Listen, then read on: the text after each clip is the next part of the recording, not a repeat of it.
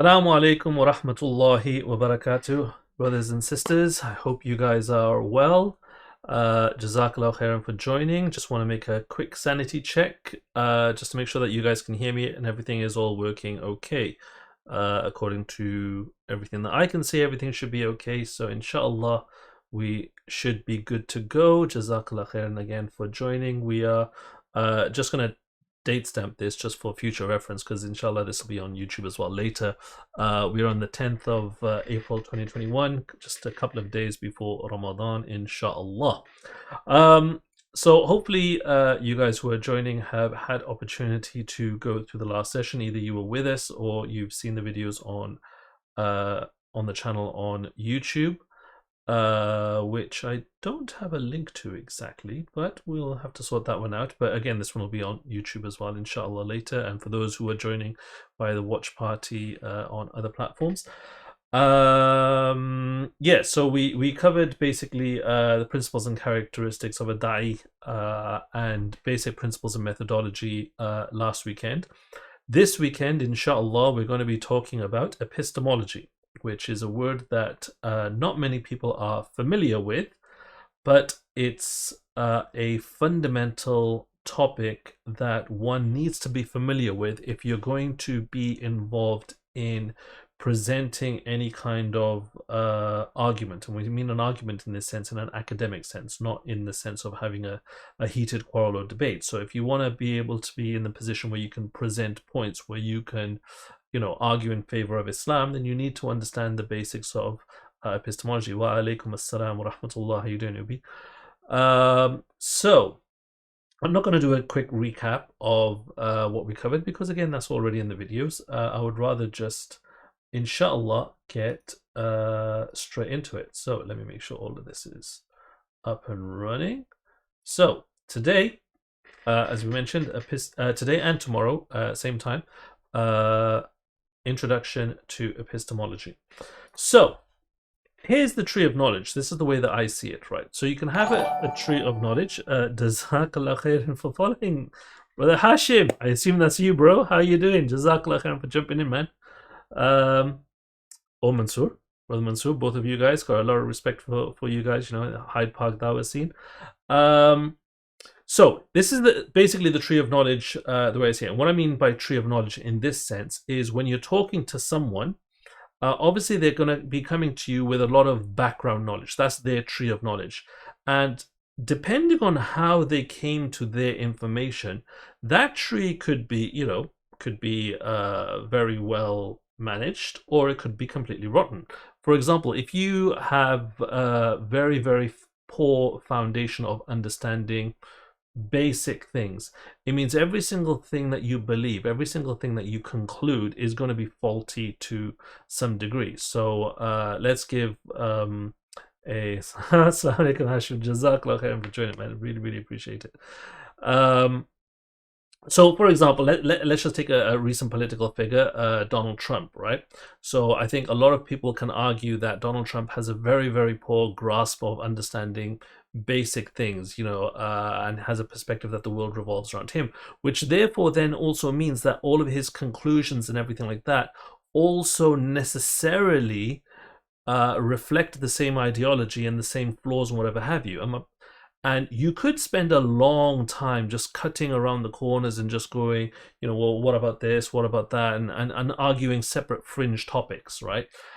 So how this normally happens in Dawah is, if you're talking about Islam, you want to be talking about little nitty-gritty bits, like what about this ayah and the proof of this small thing here and the proof of this thing here, or if you want to talk to people of other ideologies and other backgrounds, well, what about the verse in your book that says this and which is contradicted by that? And you're talking about little, really, really small things, right? The way that I prefer to approach the whole topic as a whole is, look, rather than talking about all of these things and just pruning the bush, so to speak, let's just cut the root, the rotten tree out, and just replace it with some good principles that we can all agree on should be the basis for any kind of a truth that we reach. And then hopefully, inshallah, from that, obviously, then the truth will arise. So do you remember how we were, we were talking about replacing the glasses from the last sessions? So basically, what I want to try and do at this point is basically say, listen, forgetting all of the conclusions and the entire worldview you've got, let's discuss how did you come to that worldview in the first place, and see if we can correct that. And then hopefully by giving a good foundation in the first instance, then you'll get good fruits coming out of it. I know that's very, very abstract. We're going to get into practical examples, but this is the whole point of this topic that I want to introduce to you today, inshallah. So, where does knowledge come from? And what we're talking about knowledge is anything that you believe, anything that you perceive.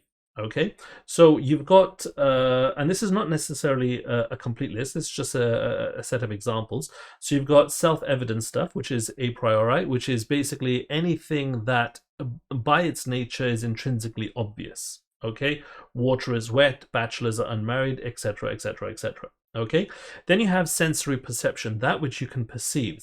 So anything that you've seen, anything that you've heard, anything that you've touched, or anything like that, anything that you are receiving directly via your own senses. So that's also a way that you can gain knowledge, because you've seen something or you've heard something directly. You also have knowledge from your experiences. So not only is it a case that you've heard something, now you might also remember something as well. So again, that's still knowledge. And the reason why there's a difference, obviously if you've heard something, that's from your sensory perception. But the point is that memory is something else, because your memory can also be faulty as well. And it's very, very common. It's a very common phenomena for people to actually confuse what they've imagined with what they think that they remember. At the end of this, it's just some playback in your mind. The problem with that is very easy for you to manipulate it as well, and you can misremember things. People can witness the same event and remember things completely differently. So memory is a separate thing. Calculation, you can know stuff just purely by calculating it, by knowing what the rules and the principles are, which obviously comes from experimentation. But then you can conclude that, okay, then a certain result has to have been formulated. 2 + 2 = 4. In a general sense, I know 2.4 + 2.4 can make 5. There's an argument for that as well. But my point here is that you can come to knowledge just by being able to calculate it, by reasoning.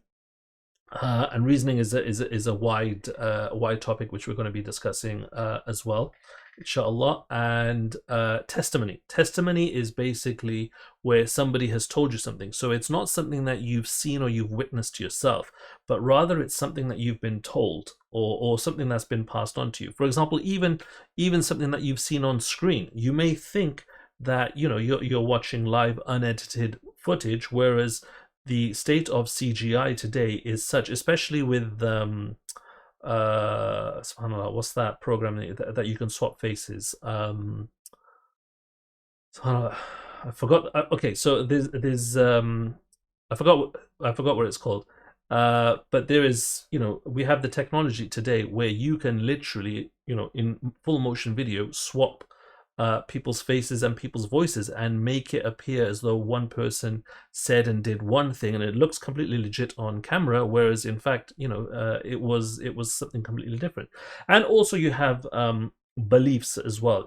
Some people, which is innate to human being, people can have just different beliefs of whatever have you. I dreamt that so and so came to me in a dream or whatever have you. It's a complete belief and fantasy, of course, but whatever have you. So let's go with a practical example, and I'm going to need you guys to be a little bit interactive with this, inshallah. Yeah, I'm going to try and simplify it. Jazakallah khair, John, for jumping in, bro. Oh, wait. Okay, so if you've seen the previous YouTube... Wait, no, if you saw the interview with John that I did a few days ago, now you'll understand the thing of the orange car. Okay, so now that I've said that, here's the question. Deep fakes, that's the one. Jazakallah khair, deep fakes, that's the one. Yeah, perfect timing. You just turned up right just in time. Okay, so here's the question. What color is my car? And that's all you've got to go on. What color is my car? Okay, and while you're answering, I want you to really think about how it is that you're coming to the conclusion that you're coming to, right? John says orange, right? Okay. Wait, I thought orange was your car. Okay, fine. Orange, John's car is orange, but does that mean my car can't be orange? Or when you're thinking of a car, because you've got no information, are you thinking, okay, well, what are the most popular choices of car colors and maybe choose one of those. What I want you, yellow, yellow, because the slides are yellow, huh? The answer is not important. What's more important is I want you guys to start thinking about how it is that you guys are coming to the conclusion, whatever the answer is that you're given, with next to no information. Just think about how you would come to any kind of a decision, and this is reasoning in action. That you're probably thinking, okay, well, cars come in. What are the most popular colors? Let's just say white, black, red, blue, probably one of those colors, right? Okay, black. So Brother Abu Muhammad, who doesn't know my car, says black. Okay, so all right, let's let me now show you this. Okay, here's my car. Okay, so now that you guys have now been given some evidence as to what color my car is, now what color is my car? Let me ask the same question again. What color do you think my car is? Okay. What are you going to say, Brother Abu Muhammad? Are you going to change your guess? Or are you going to stick with the same one? What do you think? Red and black. Okay, so Brother Abu Muhammad has added red into it now. Red and black. Okay, great. Now, here's the question, right? Brother Yubi says red. Okay, why are you guys saying red? This is a very important principle here now. Why are you guys saying red? Why is my car red? Right, is it because you can see it on screen here that it's red? Right? That's why, because you can see it on screen that it's a red car. Okay, fine. But now let me ask you this. Is what you're looking at, and by the way, that is me standing on the car, okay? Standing on the tires. Let me ask you something. What makes you think that this is my car? Like, for real. I mean, what is this car? We should all be able to recognize, right? Okay, this is a monster truck, okay? Right? It's a monster. It's clearly a monster truck. Look at the size of the wheels. The wheels are as big as I am, and I'm not exactly short. I'm 6'1" on a good day. So this thing is huge, right? And not only that, it's got literally Iron Man. Okay, fine, I might be an Iron Man fan, but it's also got Monster Jam there on the back, which you may or may not know is an organization that basically does monster truck shows around the world. And not only that, think about it, right? It's a monster truck. I mean, is this something that I'm likely going to be driving around on a day-to-day basis? I mean, if you guys have never seen a monster truck, I mean, they're great, right? I love monster trucks, okay? If you've never seen a monster truck show, they're ridiculously loud. They take something stupid like 8 gallons of alcohol. Like, they have to be driven on alcohol because of the power that's needed, right? 8 gallons of alcohol just for a mile, just to go a mile. And if you've ever seen a show, the most common things that these trucks are doing is basically crushing other cars, right? So when you think about, and they, obviously size-wise, it's way too big for a road. So what you guys should be thinking of is now, this is how you're balancing up different sources of information. You guys have seen something. You've seen a car on screen along with a question, and you've seen me stand. You probably can't see it that well, but that is me standing on it. But then there's been an association made there in your minds only that is my car, despite all of the clear evidence that should be raising alarm bells to say, well, hold on a second, can that really be his car? There's surely something wrong here. I mean, he can't be driving around in a monster truck as his regular day-to-day vehicle. Does that make sense? So the point here being that, this is an exercise, and this is just obviously an exercise. Obviously I've designed these slides and things like that to trip you guys up deliberately, but just to expose the point that just because you've seen one kind of an evidence, which is basically a visual evidence, or if you want to call it testimony, which is, and I'm going to call it testimony in this case because you have no idea if this has been photoshopped or whatever have you. You're just taking, what you've seen at its face value. But you also then have to weigh that up against your own sound reasoning and your own background knowledge and experience of, what monster trucks entail, to just see, look, does this present a coherent picture? So for those of you that said it was red on the basis of the monster truck, I'm sorry, but the monster truck is not my car. But now here's the thing. Just because you're wrong because of the association of the monster truck, does that mean that my car's not red now? Because now let's have a look at this. So this again is me in a Ferrari now. Okay, so could my car still be red? And again, it's now the same question. Could that Ferrari potentially be mine? Potentially, it could be. It's far more realistic than me driving around, cruising around in a monster truck. And it's probably a lot more realistic, being as I'm an old man now, or whatever have you. But at the time in the picture there, I was a young kid sitting in this Ferrari. You probably can't tell. I mean, at the time when I actually came up with this slide, you could probably hey, oh, okay, we know what's coming. John's giving the game away. But again, it's the same principle. Would you imagine a young man as I was then just driving around in a Ferrari? And back in the days, probably unusual. These days, wait 1 second. Jazakallah khair. Sabur is messaging.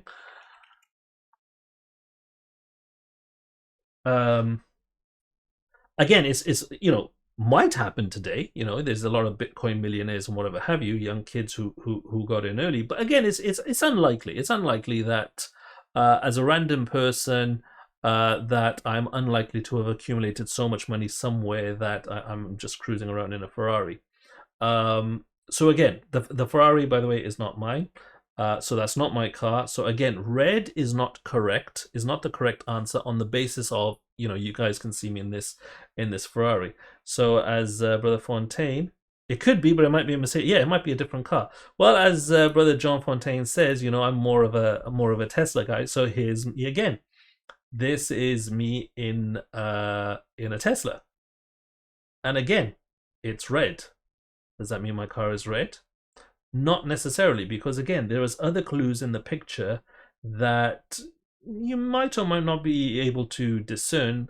But that car is not in a showroom. It's not in a garage. It's in a showroom. It's not in a garage. It's not me in possession of a car. I'm just checking it out in the Tesla shop.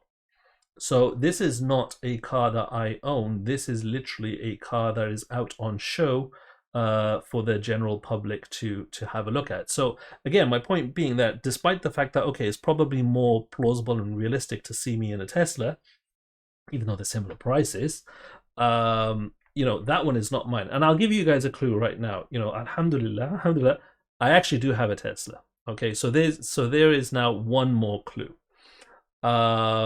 But it's not this one, because you can clearly see that I'm not even in the driving seat. So for those of you that are aware that I'm in the UK, we drive on the right-hand side of the road.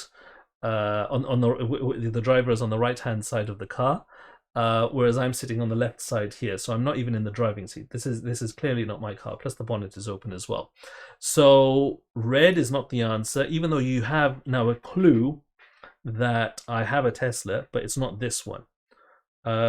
So do you see how this is being formulated up? And again now, so this is me in another Tesla, where you actually now can see that I'm in the driving seat, where now it's a reasonable conclusion to presume, okay, this is my Tesla, and therefore my car is gold. And you could come to that conclusion, and again, you would be wrong, because that's not actually my car. That was actually a demonstrator car that I took out for a test drive rather than one that was in the showroom. So do you see my point? I mean, I'm drilling this point in just to set the scene, because it's very, very important for you to realize that the information and the knowledge that we're being, I don't want to say overloaded, that we're receiving comes from a multitude of different sources, right?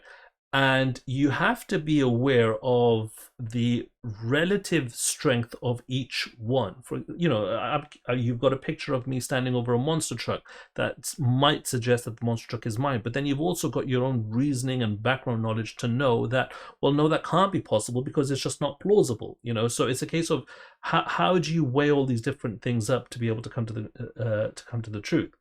I'm not going to tell you the color of my car, by the way. I don't know if John's never seen my car, actually, so John doesn't know, probably. Okay, also, let's think about this as well. This is a photograph that I took. And this is, for those of you that know, outside of Cairo Airport. It's not white. It's not a white car. This is outside of Cairo Airport. So as you know, the Egyptians do some kind of strange things. Somehow they built the pyramids, whatever have you, involved in magic. And the way that they make their planes fly is through the power of levitation. And as a demonstration of this, they have this one rock, this flying rock. Because planes can't fly. Planes are, they weigh hundreds of tons, if not thousands of tons. But I'm sure at least hundreds of tons. How can that fly? So they have this special kind of magic, which they've demonstrated by making this rock fly, which has to be held down by another rock, outside the airport, just to demonstrate, the power behind their aviation technology. Of course, we know this is ridiculous, right? I mean, the photo is real, and what you're seeing there in terms of the two rocks held together like that is real. But of course, it's a sculpture, because we know the science behind how do planes, which are literally hundreds if not thousands of tons, how do they fly through the air? And we know that obviously rocks don't float, and magic in this context is not real. You can't just arbitrarily make rocks float. That this must be some kind of a sculpture, whereas what appears to be a rope holding the rock down is actually a steel tube, or has a metal innard, which is actually holding the rock up. So the point here being that regardless of what you see, we need to utilize all different kinds of sources of knowledge at the same time to come to a conclusion that's more likely to be closer to the truth. Does that make sense? So that was just an exercise just to show, okay, why it's important to consider multiple things simultaneously and assign different weights to those things accordingly. Okay, so at the end of the day, let's see, the topic really comes down to what exactly defines proof. And this is an important topic because particularly when you're having a conversation, I know this happens a lot in Hyde Park, right? Or in those types of things where people are, they take skepticism to an extreme. There's like anything you say, where's the proof? Where's the proof? And you could just go round and round a circle and they just say, that's not proof. I've had so many discussions with people, where they want me to prove one thing or another, and I've given them so many different bits of information, we'll call it for now, and they've said that's not proof, that's not proof. And it finally clicked that we have a fundamental difference of opinion as to what proof is, which is where we need to come to an agreement in the first place. So first of all, let's discuss, right? What exactly defines proof? When we're talking about how do you prove something, this word proof, what exactly does it mean? Okay, you got to think, what exactly can you prove? Think about it. What can you prove? Can you, for example, prove that you're alive? And I would challenge anyone to say that yes, that they can prove that they're alive.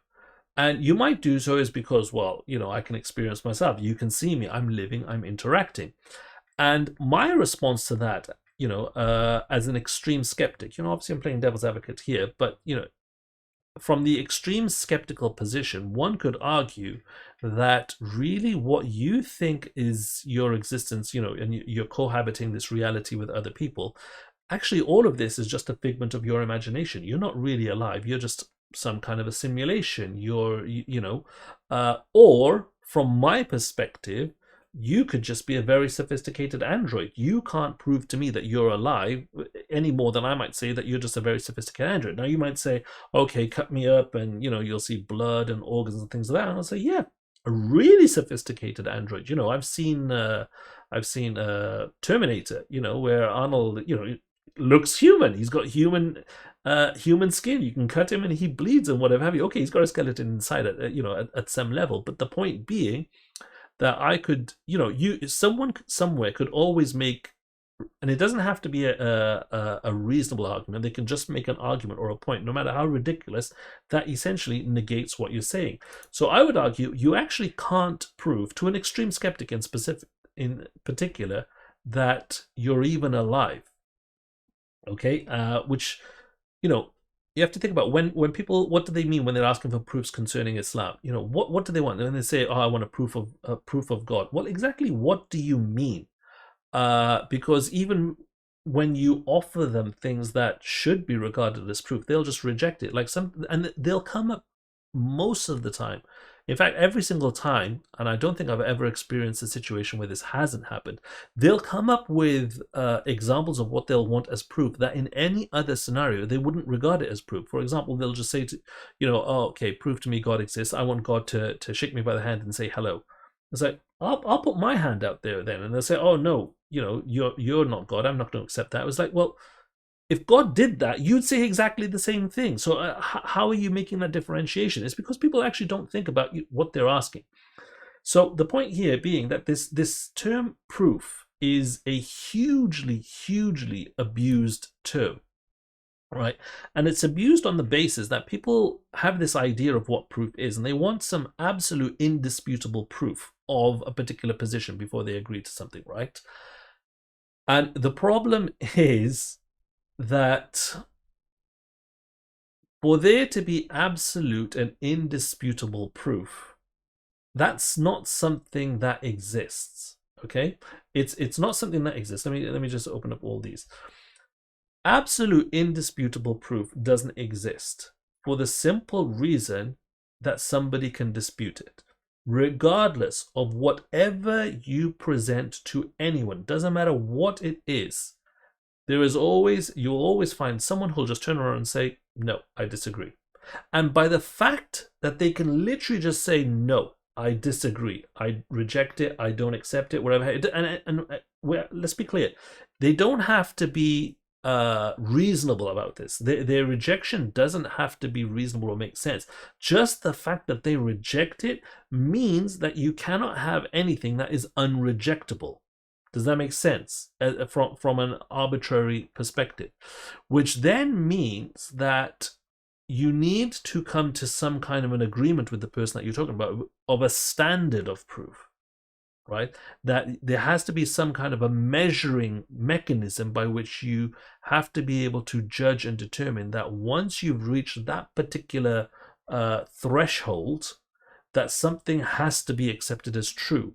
Otherwise, the entire foundational basis of the discussion completely falls flat. I hope that makes sense. It's a little bit of a nuanced position, but let me just repeat it again, just in case.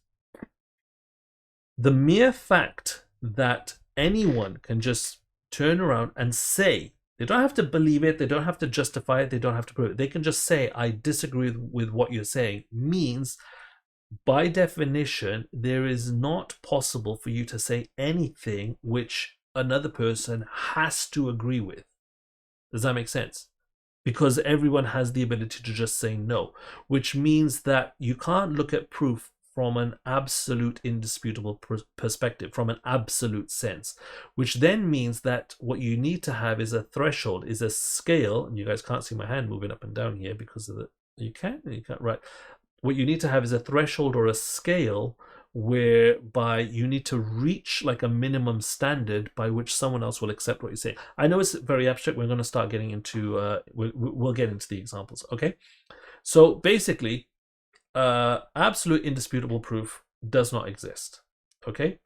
And it's also a self-defeating statement, which means that anybody who is asking for absolute, sorry, let me say that again. The idea that absolute indisputable proof should be used as a standard cannot be proven absolutely and indisputably, which in and of itself makes it a self-defeating statement. The very premise that it's relying upon, or the very point that they're relying upon, they cannot make their point by their own standards. Okay? Which makes it self-defeating perspective. So, let's discuss. We need to discuss what exactly do we mean then when we say proof? What is the agreement or the implicit agreement that we're supposed to have this understanding of that a lot of people confuse? So proof is made up of evidences. Okay. So evidences is basically, if you want to consider an evidence is one of those individual sources of knowledge. Okay.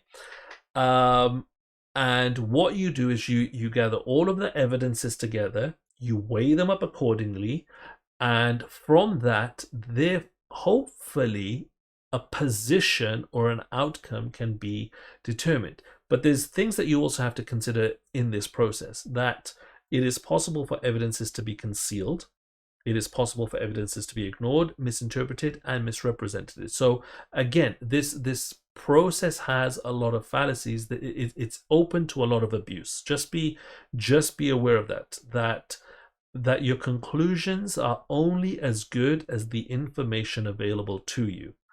And the only way to safeguard yourself around that is to adopt a methodology that works regardless of what any other information is. Again, I know it's very, very abstract. We'll start to get into some examples. But just to give you an example of what was happening beforehand, in terms of the color of my car, you had evidences of me standing on a car. You had a photographic evidence of me standing on a car, knowing that it was a car, but you also had counter evidences of knowing that the car was labeled as belonging to Monster Jam, that it's not practical to be on the road and whatever have you. So you put all of these things together, and hopefully, by adopting the correct methodology, you would come to a conclusion that that car or the monster truck is not mine, and therefore you cannot conclude that my car is red on the basis of that photo. But just because that red car is not mine doesn't mean that my car is not red anyway. Does that make sense? By the way, this is the heaviest topic in the whole course, but it's the one that if you get it, everything else becomes so much more easier. Okay. And is extreme skepticism a valid and reasonable position to hold? Okay.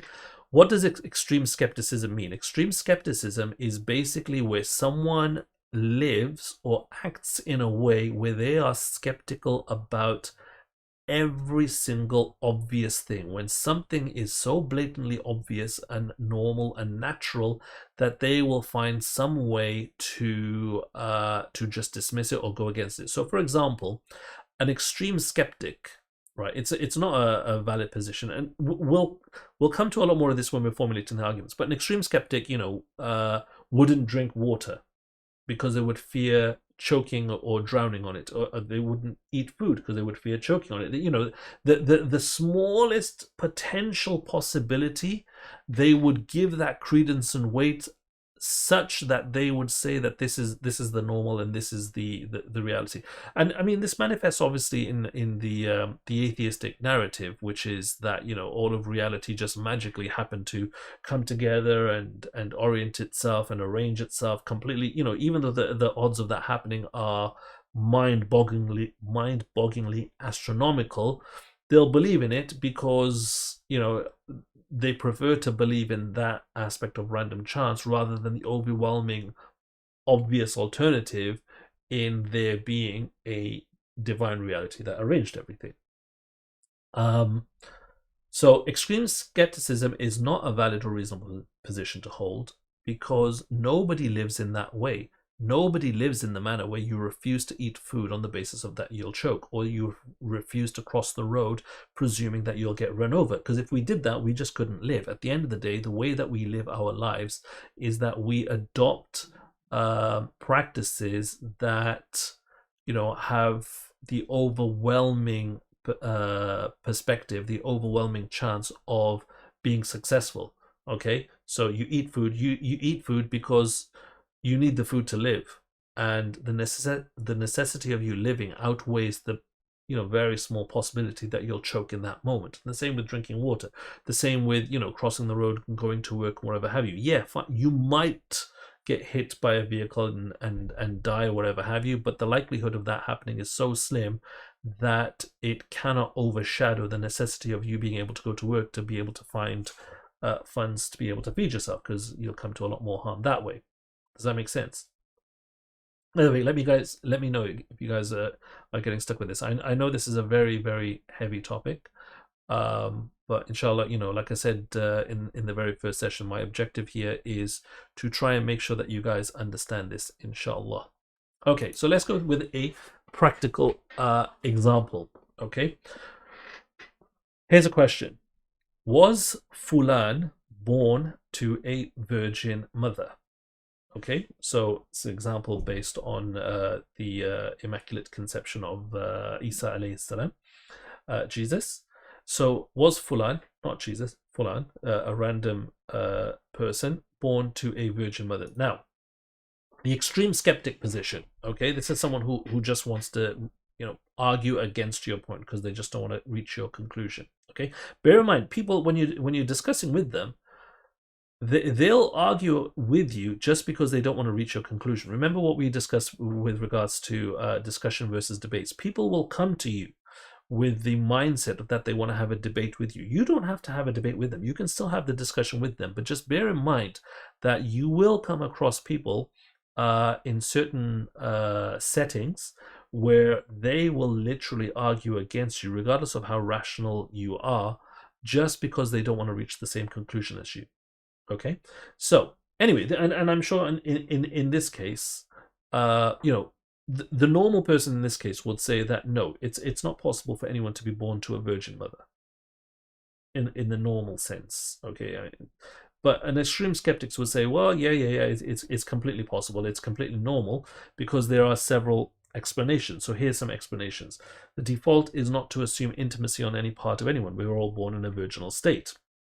Okay, fine, fair enough. So they're arguing here that, well, why would you need to have some kind of active evidence to assume that they're not anymore, which you don't have. Just because someone is born is not an active evidence of them having broken that state.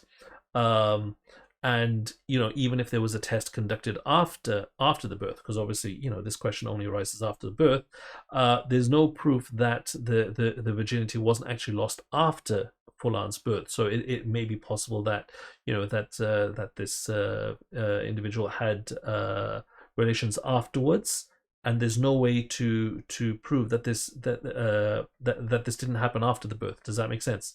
So even if you were to have a look now and be able to demonstrate and prove that, okay, no, this person is clearly physically not a virgin, you don't know that didn't happen afterwards. There's no way for you to go back in time. Artificial insemination is widespread and easily accessible these days. People can't have children, and this kind of procedure is it's, I don't want to say commonplace, like everybody's doing it. It's available. It's expensive. But it is available. So it is actually completely possible, due to scientific advancement, for someone to literally be inseminated without actually having a relationship.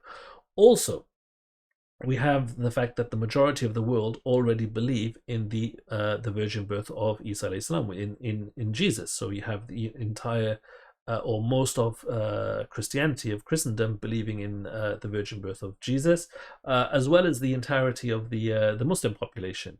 And the two, when you put the two together, that's pretty much most of the world.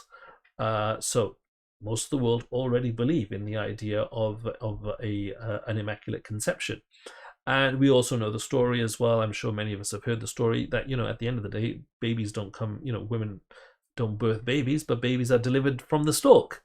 So there are multiple different, and again, we're not saying all of these are epistemically sound, that all of these are reasonable, that all of these, have credibility. We're just saying that this is potential sources of knowledge, right? So what we want to do now is have a look at these and say, listen, can we just, how do we weigh these up? How do we understand these? Let's examine and let's look at these, okay?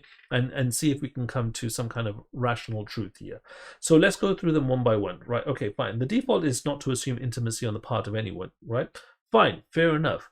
But there's the difference when you come to parenthood and marital couples, that actually in the case when you have people who are together as a couple, married, obviously unmarried couples is prevalent in Western society, so it doesn't really matter. When people are regarded as a couple, it's actually quite normal to assume that there is intimacy on their part. So whilst you don't assume intimacy on the part of anyone in general, when there is a coupling, then it's actually quite safe to assume that there actually has been intimacy.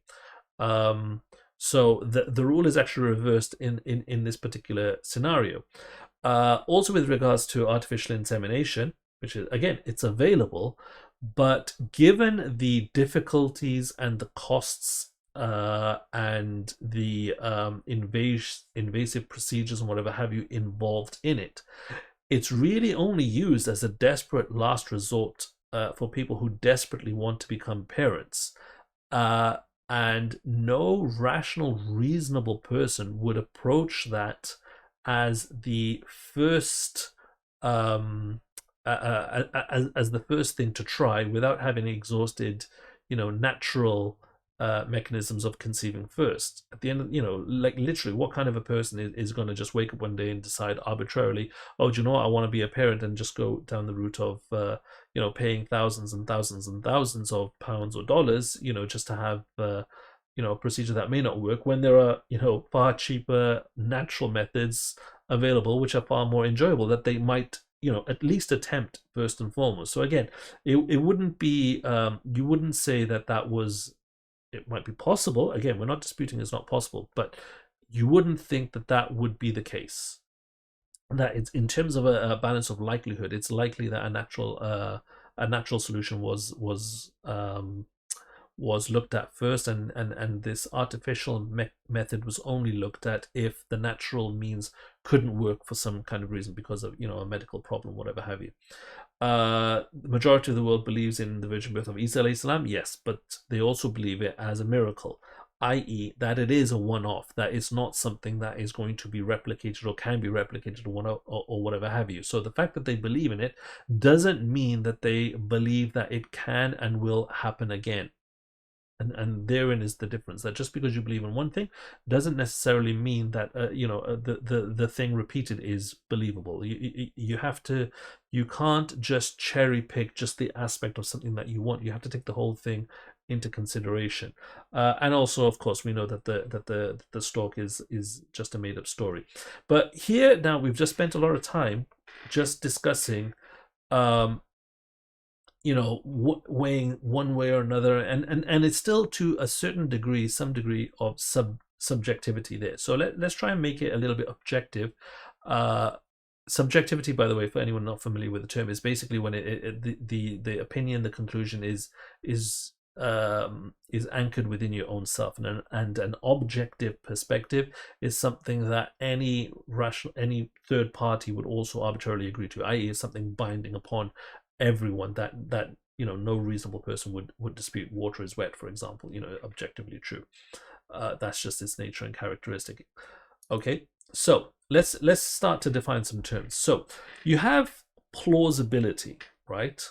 When the evidences appear to support a particular position or a particular option. Okay, when you gather your evidences together, you have something, a position that is plausible.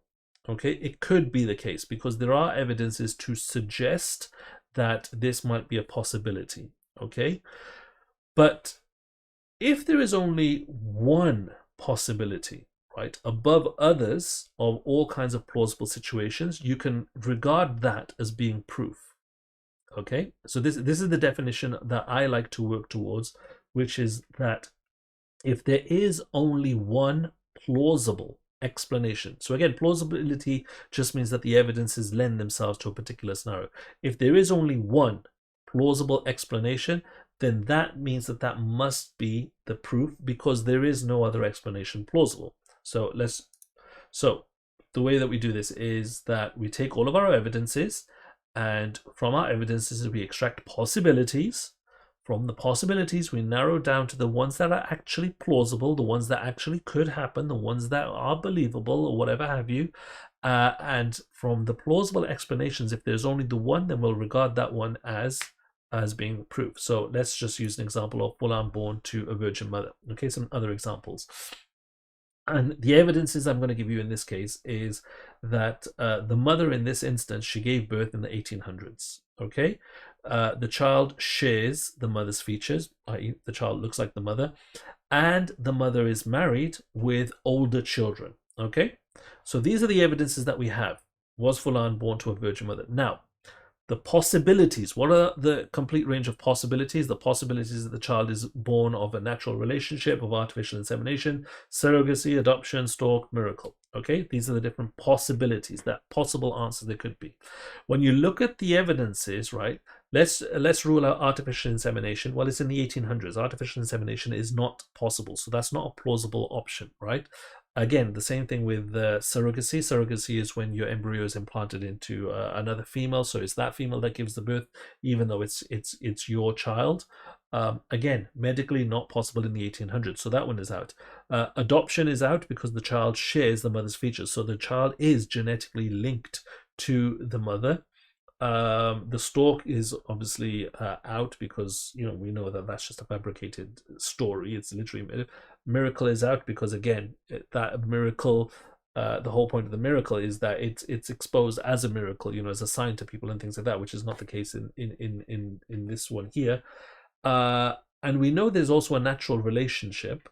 The only plausible option is a natural relationship, given as well that the mother is married and she also has older children, that are from that marriage. So again, you would naturally conclude that that's the product of marital relationships. So of all of the different options from the evidences, we can see that there is actually only one plausible explanation.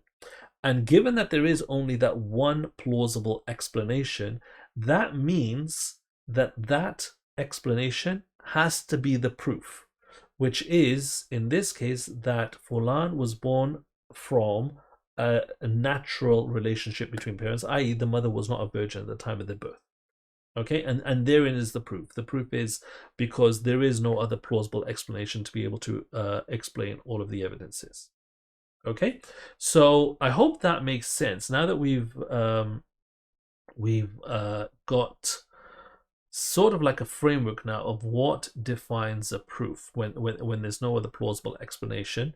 Now let's move on to argumentation. Okay, so what do we mean by Rio? Jazakallah khairan for joining. What do we mean by an argument here? Okay, so we're not talking about a fight. We're not talking about like a heated argument or debate. We're talking here now in the academic sense of what an argument is.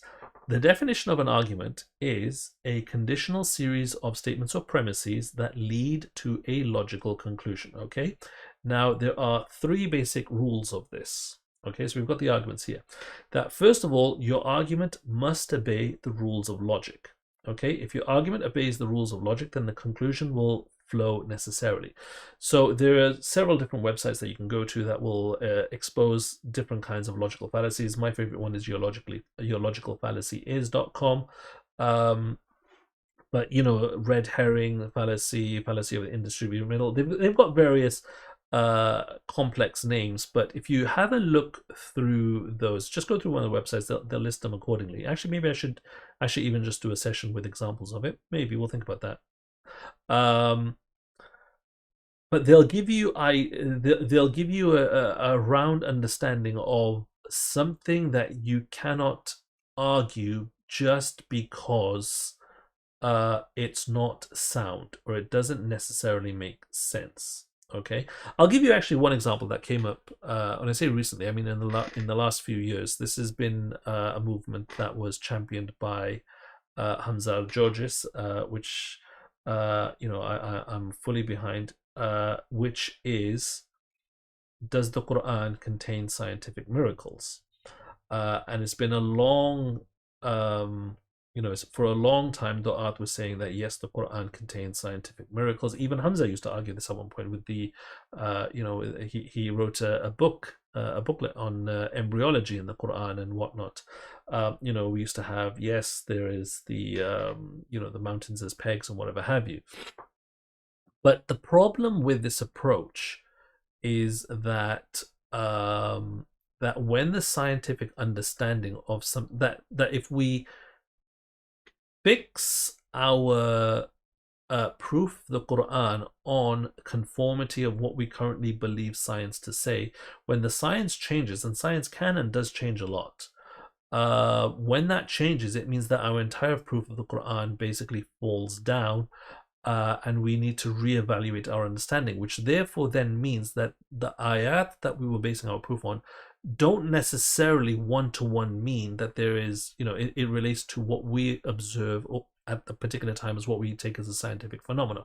Not only that, but the Quran also doesn't put itself forward as, look, you will scientifically discover this X, Y, and Z. The Quran doesn't present itself in any way that it's offering up information that we need to correlate with science. Rather, it's offering, greater science that we're supposed to take and reflect on the majesty of the Creator, of Allah subhanahu wa ta'ala. The point here is that there is a logical fallacy called the fallacy of the undistributed middle, in that the Quran seems to say something that we see that there is something in reality that appears to also be the same thing, and then we link the two together. But the Quran hasn't linked the two together, but that's what we've done. We've linked the two together, and that's a fallacious position, which means that it can lead to problems. I know it's very abstract, but I'm trying to think of a simpler example. But I mean, we'll see simpler examples when we do some now. Anyway, point is, your argument must obey the rules of logic. Okay. And there are several resources that will tell you what the rules of logic are, or basically what the fallacies are. Okay, and we all intrinsically know what the rules of logic are. If your argument obeys the rules of logic, the conclusion will flow necessarily. Actually, let me give you an argument just so we've got something to play with. The Kalam cosmological argument. Okay, this was a very, very famous argument. The Kalam cosmological argument basically goes as there is two premises, and then you have the conclusion. Premise number one is everything that begins to exist must have a cause. Okay? Premise number two is that our universe, our reality, began to exist. Okay? Everything that exists must have a cause. Number two is our reality began to exist. When you put these two together, the natural conclusion is our reality must have a cause. Okay? And the argument is not that the cause is God and whatever have you. That's literally it. The argument just says that our reality must have a cause on the basis of these two principles. Everything that begins to exist must have a cause, and our reality began to exist. Put the two together, our reality must have a cause. Okay, very simple argument. Now, the premises in and of themselves must be plausibly true, i.e., they must be more true than their negation. So you don't have to prove the premise. You don't have to arbitrarily prove the premise to the point where it's indisputable. Again, people are going to dispute anything. You only have to basically demonstrate that the position that you are advocating is more true, is more likely to be true than the counterposition. So again, let's have a look at the two premises now. The first premise was everything that begins to exist must have a cause, right? Well, okay, fine. This is plausibly true because we find this example in literally everything. Let's think about its negation. Is there a negative? Can we find something that began to exist without a cause? No. You can ask the question, you can wait and wait and wait, and as yet, I don't know of anyone who will present to you anything that began to exist without a cause. Actually, I tell a lie. Sometimes they'll say the universe began to exist without a cause, but that's, now they're claiming knowledge of, that there was no cause there. They can't. Okay? So I think this is probably a good point. Let me take a brief segue here. Okay? This is a very, very important point, and I probably need to do a slide here on this. It is impossible. It is logically impossible. So here's an argument. Here's a fallacy. It is logically impossible to prove a negative. Okay, understand this, right? Quantum fluctuations. Yeah, quantum fluctuations only happen within reality. Quantum fluctuations don't happen outside of reality. Okay, back to the thing. It is logically impossible to prove a negative. You cannot prove a negative. You can only prove a negative by affirming a positive in the opposite, right? What does that mean? Let me explain to you. Can I prove that there is no person in the world called Flappy Flatfoot? Okay? Actually, no person in the world whose actual name on their birth certificate or whatever have you is Flappy Flatfoot 123P456. Okay? Just made up some random thing. Right. Now, obviously, it's not plausible. You wouldn't imagine that somebody exists, named Flappy Flatfoot P123456, whatever it was, right? But that's not a proof in and of itself, right? Can I prove that this person does not exist? Well, no. The only way to prove that there's no person named like that is to go through every single person's name in the world and to show that this person's name is not that, this person's name is not that, this person's name is not that, and this person's name is not that. And only by showing that for everything that there is no person named that, can you then draw the conclusion and therefore prove no person is named Flappy Flatfoot. But you can't prove the negative directly. You have to prove it with a positive assertion of the opposite, that all of these people are not Flappy Flatfoot. Okay, what's the opposite? Can I prove, for example, that there is a person named I don't know, Michael Jackson? I don't know why I'm picking that name, just a random name. Okay, right? Yeah, because all you need to do, you just need to find one person whose name is that, and khalas, you're done, right? Very simple. You can prove that directly. But to prove that something is not there, you have to demonstrate everything the opposite. Does that make sense? So, in terms of coming back to the Kalam cosmological argument, everything that begins to exist must have a cause. Now, we're making a statement, on the basis of everything that we've seen. Every single thing, every single example that we'll come up with has a cause for its creation. Now, for someone to say, well, the universe began without a cause, they weren't there. They cannot state that there was no cause there, because that would be a positive assertion to say that there was actually nothing there, which they cannot make because they themselves were not there. Okay. Also, as a side note, this is also why anyone who says that they make the positive case there is no God, by logic, cannot be right, because for them to say that there is no God means that they have explored the entirety of all states of reality, being able to check and observe everywhere, and concluded that at no point is there anything called God anywhere. It's a knowledge claim that they literally cannot support, that the most they could actually say is that we see and we accept no evidence for God's existence, but they cannot say that there is no God because that involves the whole knowledge claim. Does that make sense? There's a subtle difference there, but it's very, very important. If you prove there's no water in the glass, isn't that proof that there's a negative? No, because what you're doing is you have to prove that the glass is empty. By proving the glass is empty, then it as a byproduct of that, then you prove that there's no water in the glass, because you then also prove that there's no other kinds of liquid in the glass. But you have to prove that the glass is empty first and foremost. Does that make sense? You can't just prove the negative on its own. You have to find a positive proof of its opposite, and that's the only way by which the negative can come true, right? Let me give you let's do a more practical example. Can you prove that Fulan does not have a child? Okay, so here we go, right? So you have this individual, male, female, doesn't matter. Can you prove that they do not have, actually, let's go with male. Can you prove that they do not have a child? How would you prove that they do not have a child? You can't ask them because they might lie about it. You can't just watch them and see, do they go home and is there any children there? Because the child might be somewhere else. They might, depending on how promiscuous they are, they might not even know that they have a child. The only way for you to prove that they don't have a child is by literally examining the course of their entire life and being aware of any kind of a situation, because maybe they might have, donated their DNA, shall we say. They might have even donated that which was used for artificial insemination, so they may actually have a child that they're completely unaware of, right?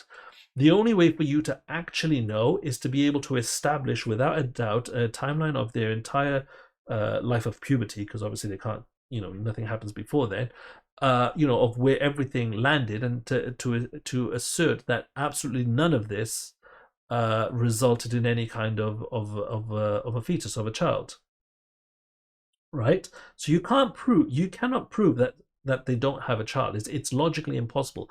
But you can prove very easily that they do have a child by literally saying, here's your child, here's one DNA test, khalas, you found one example, that's it, the proof is done.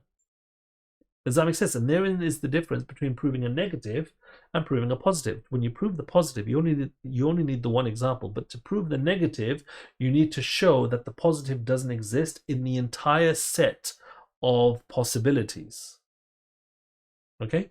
If you have evidence that they can't have a child, a condition, right, but that's now making a positive case, that you now have to make the positive case that that this person is sterile. And you've now proven a positive instance that this person is sterile, and by proving that the person is sterile, then it's then inferred that they can't have a child, or they couldn't have had a child. Okay, there may also be a medical anomaly, but do you see my point? That you can't go further without making a positive assertion that this person is sterile.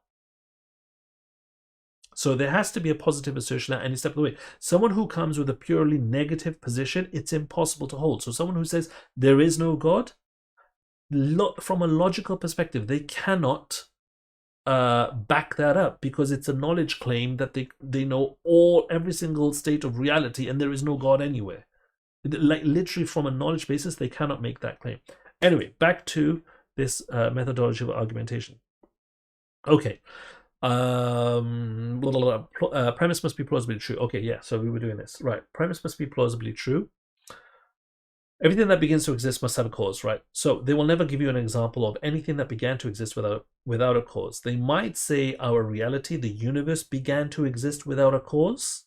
They have no basis for saying that. They have no proof. They were not there to assert that there is no cause, and not only that, to say that there was no cause is a negative proof. They have to then be able to provide some kind of an explanation of how it came into being. They can't just say, oh well, it just did. By the way, if they just say, oh, it just did, that fundamentally breaks down our entire scientific understanding as well, because the whole point of science is to provide an explanation.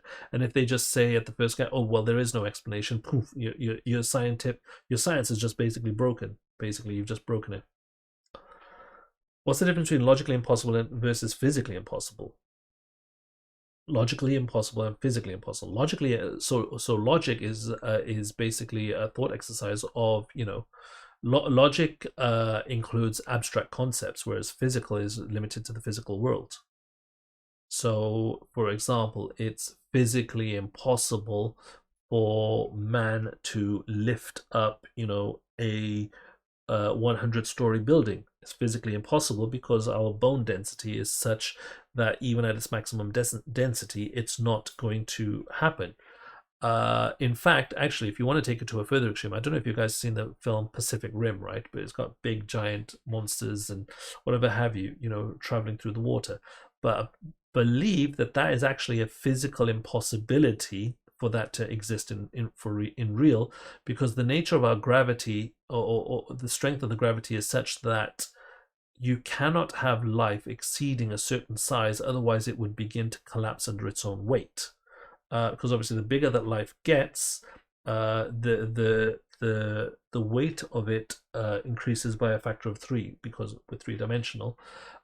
So very, very quickly you can start only having a small increase in size, but your weight increases dramatically, and basically this world will not support life beyond a certain size. And even then, when you have a certain size, you can't move through water that fast because of the energy required to move it. And if you were able to exert that much energy, then it would cause the water to explode and whatever have you. So there are physical impossibilities that exist, but a logical impossibility is, that two opposite things cannot be true at the same time. It's a purely abstract concept. Okay. Anyway, so everything that begins to exist must have a cause. They will find no counterposition to this. Right. Our universe began to exist. Now, again, they might say that we haven't proven this, and there was a period of time where this was actually in dispute, where people would argue that our reality was infinite, existed throughout eternity, but pretty much in the last 10 years or so, all of those have been silenced. That from the scientific perspective, there is now complete consensus that our reality began to exist. Therefore, no one is really or readily going to credibly refute this. But even so, you've got literally all of the scientific world on your side to say that our reality began to exist. So therefore, both of these premises are arguably true, and more plausibly true than the negation. Because for someone to say, someone has to be able to demonstrate or argue that, examples of things that began to exist without a cause, which they don't have, or argue or go against all of the scientific community to say our reality began without a cause, which again would destroy the nature of science as well, which they're not going to do. So which then also then means, as per the first point, is that your conclusion, which is then going to be logically sound, that our reality must have had a cause. Okay. The third condition is that the premises must be self-evident and intrinsically obvious. Okay, so again, it must be, you're basing your argument upon something that can be determined and tested, and actually something that matters. So basically, what this means is just don't make an argument based on absolutely obscure things. That it doesn't help at all. It doesn't progress your argument. Okay. So once all the conditions are met, the argument is considered sound. Oh, here's a good one, right? Claiming ignorance. No, bear in mind, this is a lesson now for when we cover next week, inshallah, the proof of the creator. Okay. Claiming ignorance is a red herring. Just because someone says that they don't know doesn't change the reality. So, just because someone says they don't know what created our reality doesn't mean that there wasn't a cause. Okay, just because they want to deny that there was a divine reality or whatever have you, it doesn't change that there must have been something that created our reality.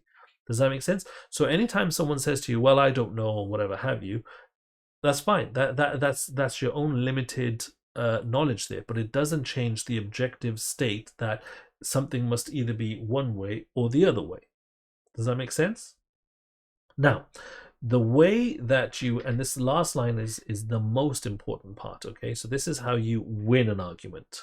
Okay, so remember what I said, you're never going to get to a point where someone literally has to succumb and you'll say something that they can't disagree with, unless they're intellectually honest. The way that you win the argument is by raising the intellectual price tag to reject it.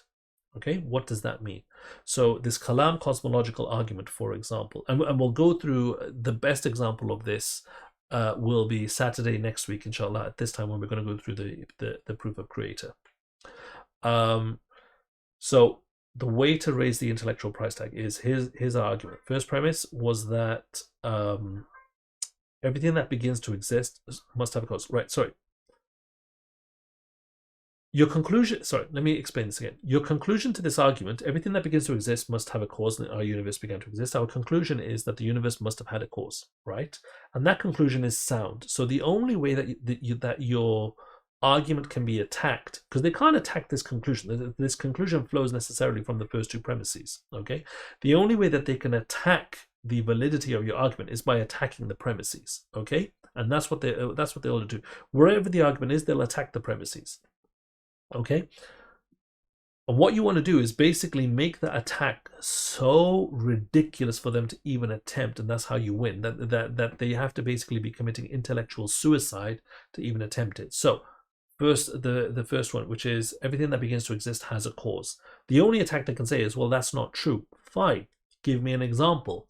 And they'll never find one. The only one they'll ever say is, okay, well, reality began without a cause, and they'll try and change the topic. Well, you don't know what the cause is, whatever. It doesn't matter if you don't know what the cause is. We'll even claim ignorance. We don't know what the cause is, but that doesn't mean it didn't have a cause. That doesn't mean you can't just cherry pick this one single example just to negate the entirety of the rule. Okay, so they'll just basically just argue and make themselves look silly, trying to argue this one singular exception based on a whim, not based on any kind of evidence, not based on any kind of philosophy, not based on any kind of methodology, but literally from their own personal desire that they don't want to agree with your conclusion. They'll try and argue this point. Or they might say, okay, fine, I can't argue that point, but then they might go with, well, the universe didn't begin to exist because, and again, they might change the goalpost here. They'll say, well, okay, fine, I'll believe that this reality began to exist, but technically it was always in existence because of the multiverse, because of quantum state or whatever have you. But here we're talking about literally existence from a state of nothingness, the multiverse engine or whatever they want to call it, even if it exists, which of course we don't believe in, that still is some kind of a state of existence that requires an explanation that would have had to have come into existence as well. Does that make sense? So you'll see they'll just go to some kind of an extreme to try and negate any one of these premises, or they just have to basically give up and just accept the conclusion. Does that make sense? I know this is a very, very complicated and abstract topic, but it's necessary for you guys to understand under the hood how these things work, so that when you see people having debates and discussions, and particularly, for example, Hamza George's old debates, where he actually used to go, and name the premises specifically in his, he was very academic about it, naming the premises very specifically in his debates, you'll then now be able to follow, okay, this is exactly what he's saying. He's making this statement here, and the only way for a person can reject the conclusion that he's drawing is by trying to negate one of the premises, and you just basically make that as difficult as possible for them to do so. Okay, I hope that any questions on that. You guys are very quiet. I know you guys are here, but if someone claims there is nothing logically impossible, i.e. it doesn't invite there is nothing logically impossible, well, you can disprove that as well by saying that truth and false are the same thing. It's logically impossible for two opposite things to be equal. That's a fundamental rule of logic right there. Wait, hold on. Sorry, let me read the whole thing. If someone claims there is nothing logically impossible, i.e. it doesn't violate the laws of logic, about something coming from nothing, how would you respond to that? It's not logically impossible for something to come from nothing. I would ask them to justify that. Is the other thing, just because someone makes up a claim doesn't mean you have to take it at face value. I would say, right, you explain to me the logic of how can something literally come from nothing. And this is obviously more related to the argument for our creator, for the God argument, which we will be discussing in great depth next week. And what we're going to be discussing next week builds on top of this. By the way, again, just a reminder, this whole section today and tomorrow, inshallah, is the most complicated part of the course. Like, if you can get past this, everything else is kind of downhill. It's way smooth sailing. This is just really complicated because for many people it's something new, and it's also very, very abstract. Once we actually start getting into the actual examples, you'll see how it comes together and actually how easy it is to do. And again, with all things, it comes with practice. But yeah, first thing is, if someone wants to make a claim, let them prove their claim. I don't have to accept the claim as true as the first off, especially when there's no plausible perspective to it. He said he doesn't know how, but that negates its possibility. I don't understand what that.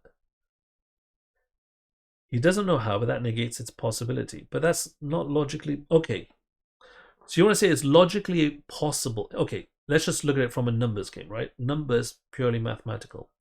What he wants to explain is that it's logically possible for a 1 to be derived from a 0, right? So you have a 0, you have literally nothing, and then from that you get 1, which is something, okay? Which makes absolutely no sense. Let me tell you how actual atheists do this. So you may be aware that Hamza Georges, almost 10 years ago now, had a debate with Lawrence Krauss. A very famous debate that, well, it got famous for some weird things that happened, the whole segregation in universities drama, and the fact that Krauss admitted that incest would be, that I think it was nothing wrong would be. There was an issue with that he had raised some more morally questionable perspective. Anyway, that it would be okay or something like that. Anyway, the point is, he was also one of the proponents of, that the universe can come from nothing. And again, his thing didn't make sense to me, but I actually approached him after the lecture and I actually asked him the question, layman's terms, no cameras or anything like that. They're literally just direct one-to-one, explain it to me, make me understand. And fundamentally, his position was, or the thing that he was trying to argue was that, well, okay, we argue that, or say they argue that reality comes from nothing because mathematically it makes sense that from 0 you can get a 1 and a -1. Now we have the 1, which is our reality. We just need to find where is the -1, and that's basically how they do it. It's literally just trickery. They accept the one part that's favorable to them, but they're just forgetting about the fact that, oh, we're still on this hunt for antimatter, the opposite of matter, the opposite of reality, that when we put the two together, that explains where our reality came from. Our reality literally just originated from creating a reality and created, a negative reality.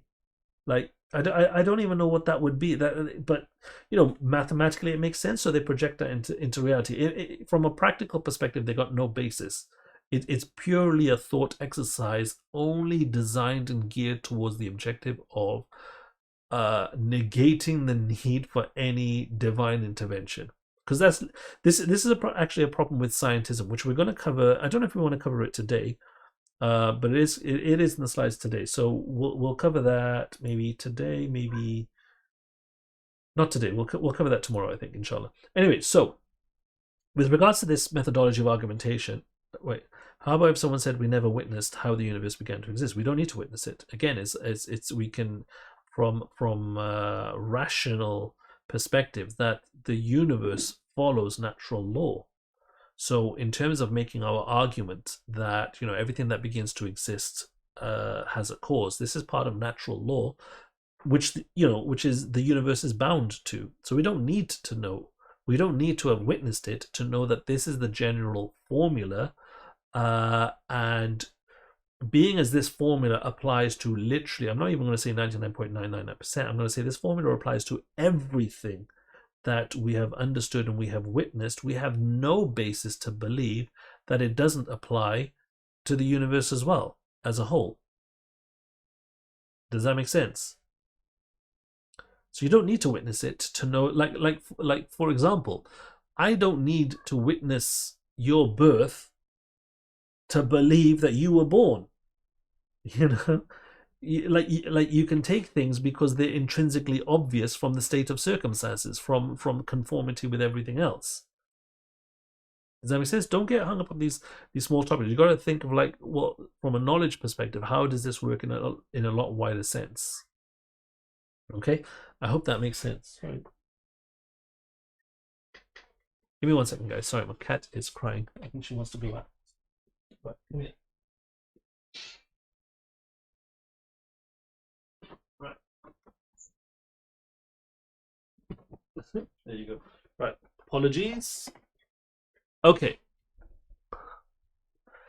So that is the methodology of argumentation. Again, these are just like individual tools that we're discussing. They'll start to come together, obviously, in future sessions when we go through the proof of creator, Quran, and messengership of Rasulullah Sallallahu Alaihi Wasallam. Okay, now another important topic to discuss, which is how to come towards conclusions. Okay, now there are two major mechanisms by which we do this. One is called induction, and one is called deduction. Okay, and these are two completely different things. You have to understand and appreciate the difference between the two. Okay, this is a very, very important topic as well. So induction is basically you build a set of established observations. So let's give you the example, the real life example, which for induction is that what are my notes here? Which is that all sheep are white. Or you're trying to conclude what is, someone's got a sheep. What color is the sheep? The sheep is white. Okay, that's the conclusion that you're presuming.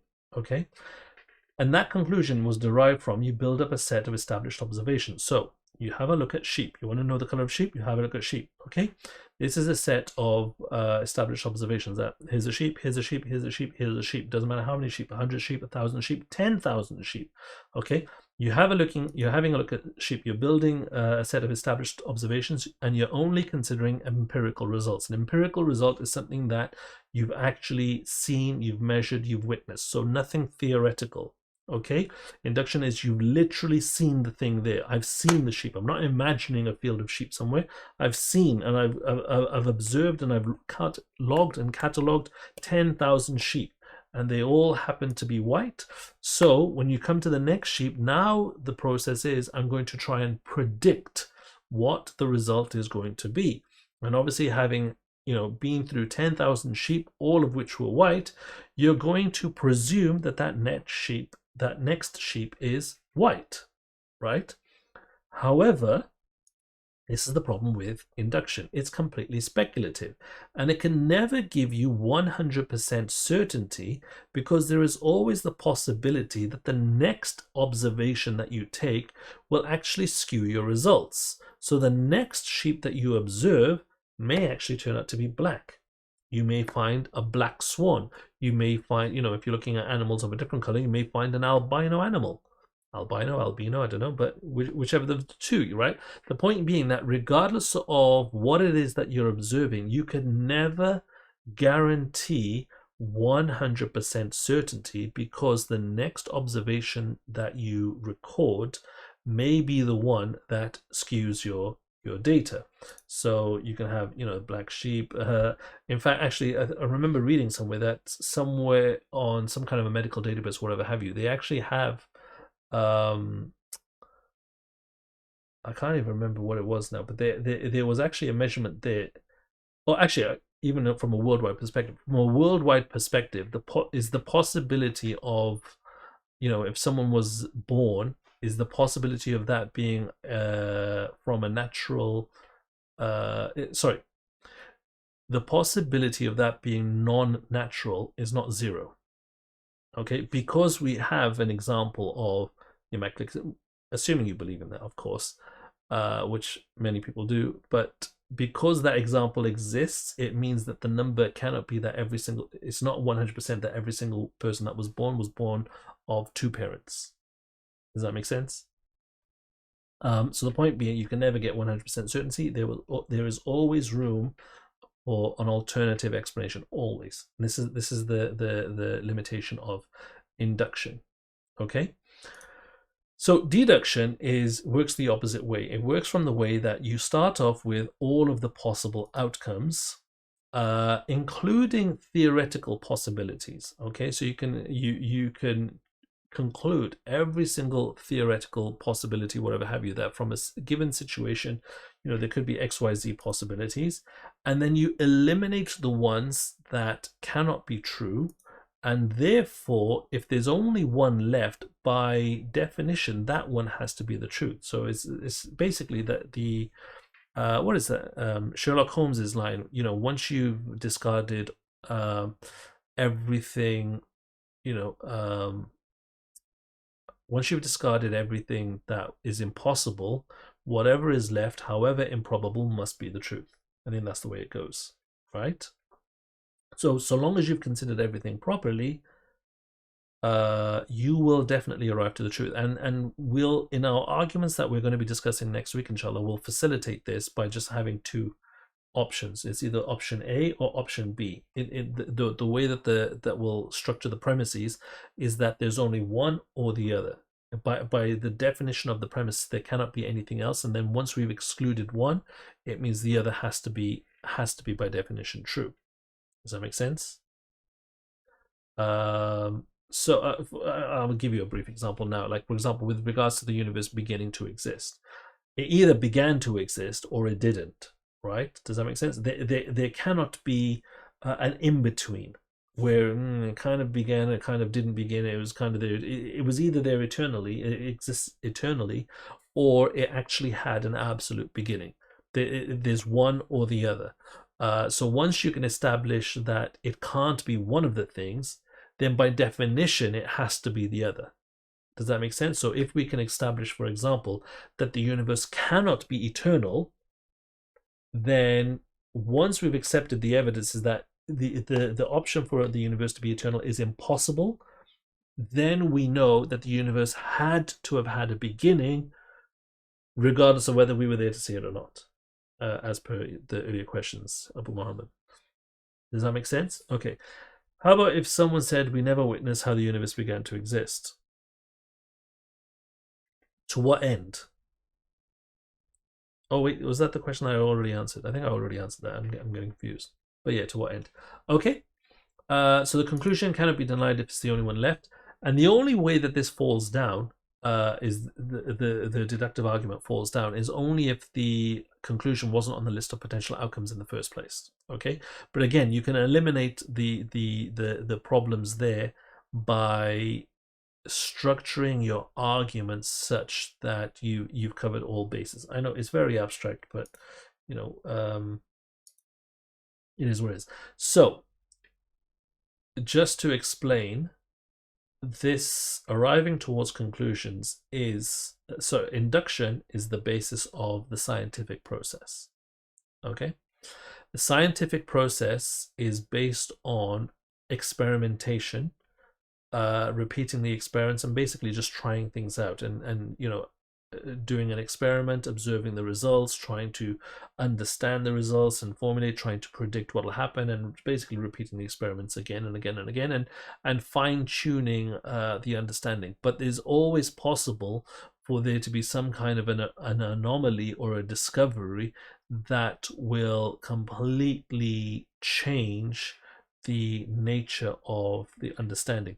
Actually, let me give you an example then of an instance where that happened.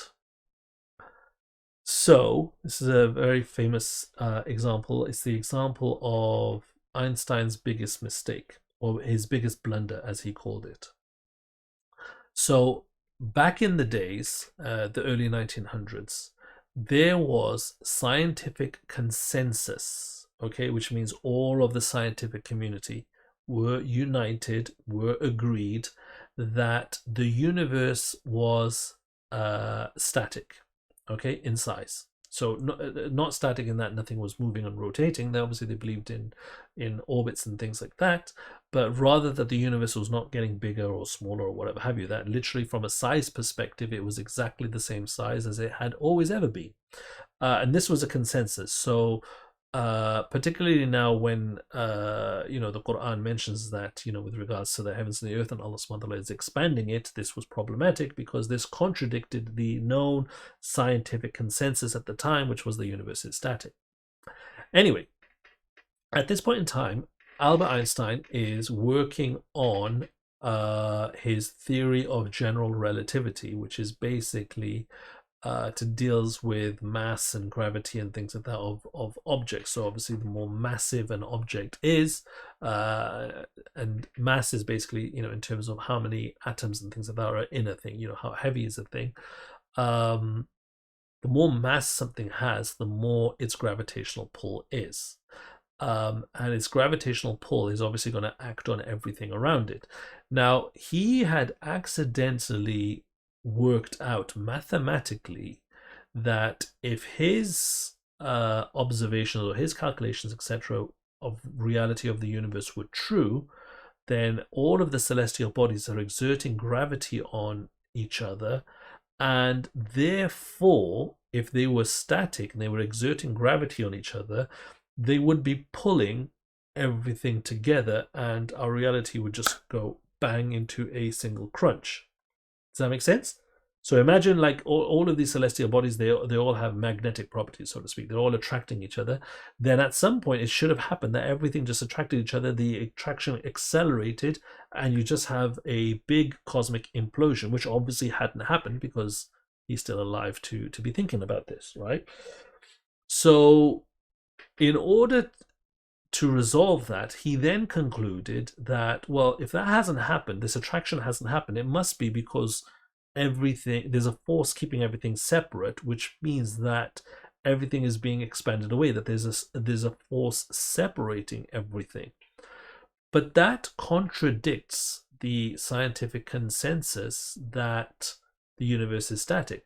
So he added into his formula something called the cosmological constant, which was a particular property of his formula, which made it such that the gravity and everything in the universe kind of balanced on the knife edge, where it was just on the tip of not attracting but also not moving away either. It was literally just balanced. So it's like, you know, when you can get magnets and you just put them at the line where it's just about to attract each other, but not quite.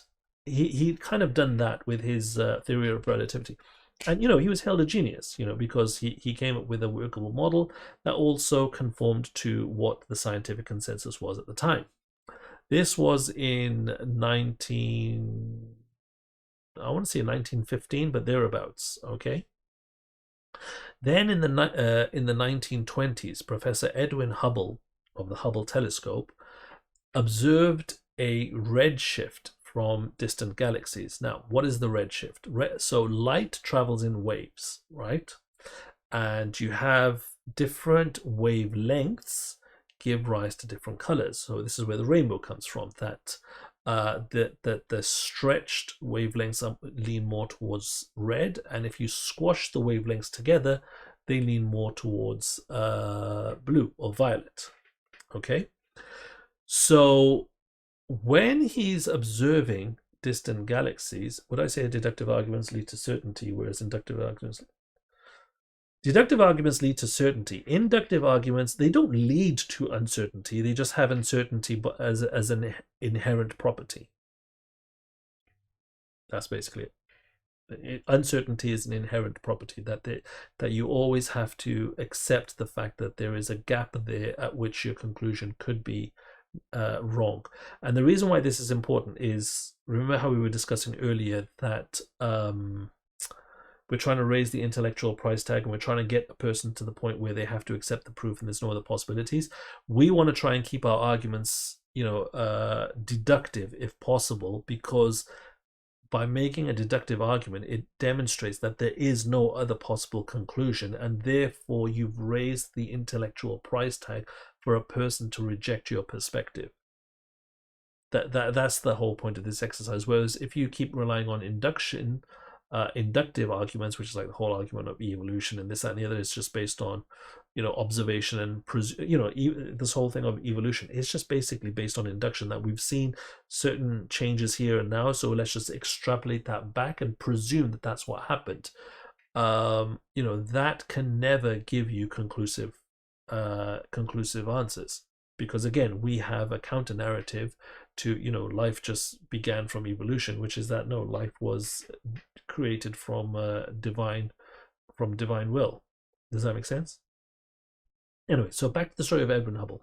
Edwin Hubble is now looking at distant galaxies, distant celestial bodies and whatever have you, and what he notices is that the colors that he's seeing are shifted towards red. Now, how did he notice this? When you have different elements, so obviously our natural world has, you know, specific elements, because once you understand the nature of how, you know, every single element is created, you have the nuclear, and then you have electron rings, whatever have you. Different elements have different properties when they burn. And there is a chart. Maybe I should actually let me make a note here, right? Let's have Edwin. I don't know. Story. I'm going to add this actually, I think, for next time. Different elements burn with different colors. This is how they make fireworks, right? Because they put different elements in there, and when they burn, they light up with different colors. So he knows the colors that he should be seeing, and this is, by the way, how scientists they know, or they guess what a particular galaxy has as its main material. You know, this galaxy is, you know, heavy in copper or whatever have you, because they tell from the color of the light that's being emitted. Anyway, so the light should be of a certain wavelength, but what he's noticing is, with regards to the further galaxies further away, that everything is shifting down the spectrum, right? It's moving further away to colors that are technically impossible to have been emitted. They're in the right places, so to speak, but they're moving towards the left. So the only conclusion that he can come up with is that the light waves are being stretched. So it was being emitted obviously as the correct color, but in the time that the light was emitted to reaching him here on Earth, that the space increased, which means that the wavelength increased, which then means that the light shifted towards red. Don't worry if you don't understand it. You don't have to understand it. But the point being that at this point now he's observing a different kind of phenomena. So this is now not calculation. He's observing a different kind of a phenomena now, which then he basically publicized and whatever have you, and from this concluded that the universe actually is expanding, his evidence being that the light we see from distant galaxies is is being stretched, which shows that as the light is traveling, that the canvas of the universe is actually steadily being stretched. And when he published this, which I think was in 1927, so we're only talking about a decade or so away from Einstein's theory of relativity, at that point Einstein actually said, and he had actually discovered this mathematically, a decade or so earlier, but he had covered it up with his cosmological constants because of scientific consensus or thought at the time, which was his greatest blunder. But therein is the story of, this is how science can completely flip turn around on the basis of observations or whatever have you. They can reach the incorrect conclusions, and they can also change their perspectives as well. And it also leads to, for example, we just touched on evolution now. It can also lead to positions that they still can't support. So, for example, they evolution is based on observing phenomena now in the real world now. Okay, so you can observe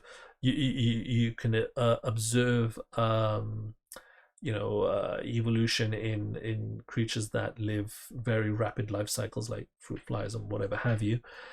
You can also have a look at the fossil records and see similarities between creatures that you presume to be similar. So you have a look at the fossil records and you can see, okay, these are fossils from 1 million years ago, 2 million years ago, whatever have you, and this kind of looks like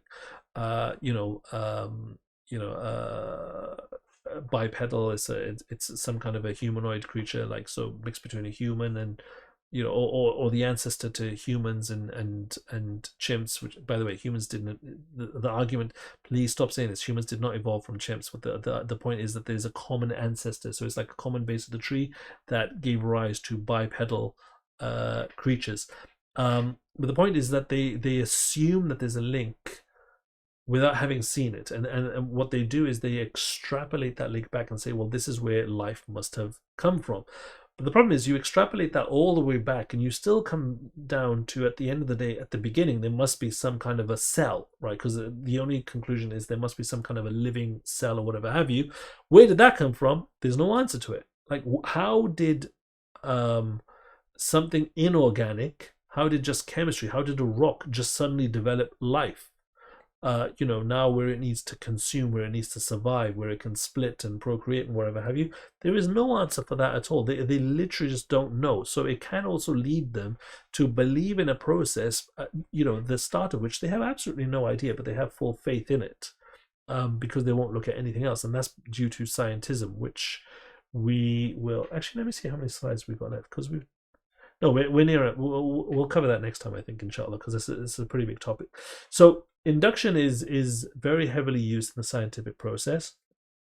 Deduction is the logical process.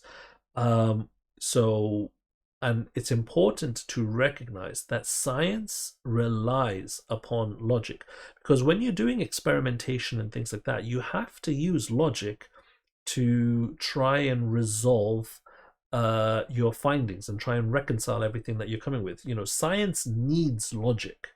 But logic doesn't need science. Logic exists in and of itself.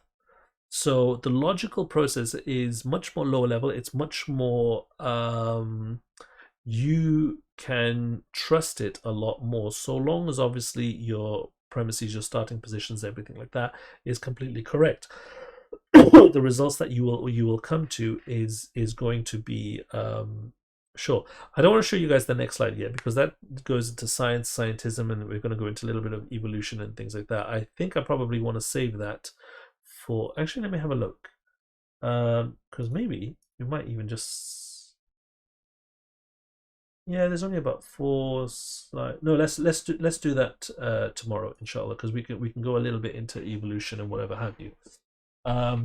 So yeah, that's what I want to discuss for today. So just going very quickly back, where we've actually we've done a lot today. Actually, so we've discussed basically what is the color of a car, which I'm not giving the answer to.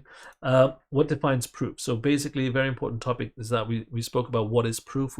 I've given you a framework of how you can come to an agreement as to what proof is. So proof is basically when, and you don't need to agree this necessarily with a person. When you're having a conversation with someone, it'll come out naturally. I'm setting up these things in the background for you to understand when we're coming to something later. But proof is basically when there is only one singular plausible explanation from the evidence is presented.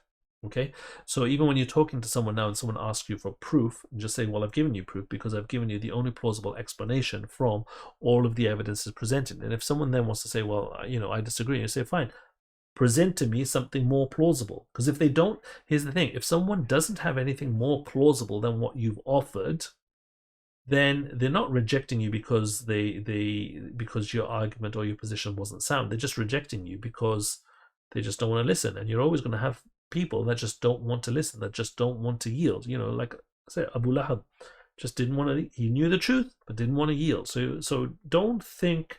We're going back to the first session here. Don't think that hidayah comes from you in the sense that you can force someone to believe. It comes from Allah subhanahu wa ta'ala at the end of the day. And, that own person's nafs. If they want to believe, if they want to be receptive to the truth, they will. But if they don't, there's nothing that you can do. In fact, actually, I don't know if Brother Hashim is still here. Actually, was it them? I remember one of the last times I actually went to Hyde Park and I was having a discussion with someone.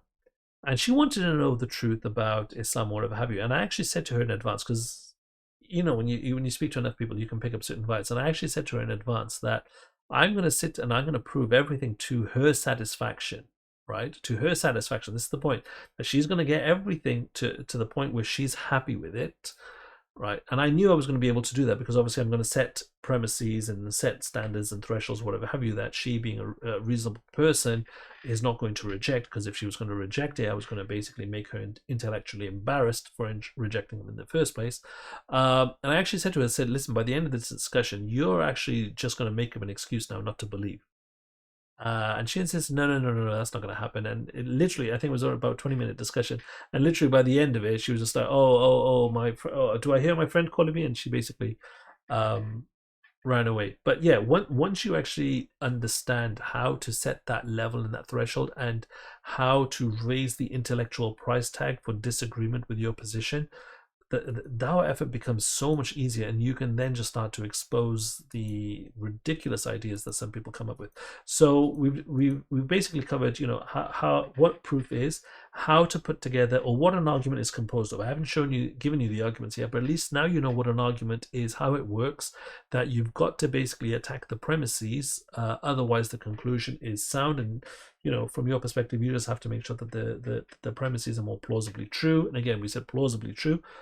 Especially if they're the only plausible option, then it's obviously a proof. It obviously must be true, and that you win the argument by, raising the intellectual price tag to reject it. And again, we've discussed the difference between induction and deduction, which will become much more apparent and important when we discuss science and scientism tomorrow, inshallah. So, with that, are there any other questions? What do you guys think? Any other questions from your perspective? Just check over here.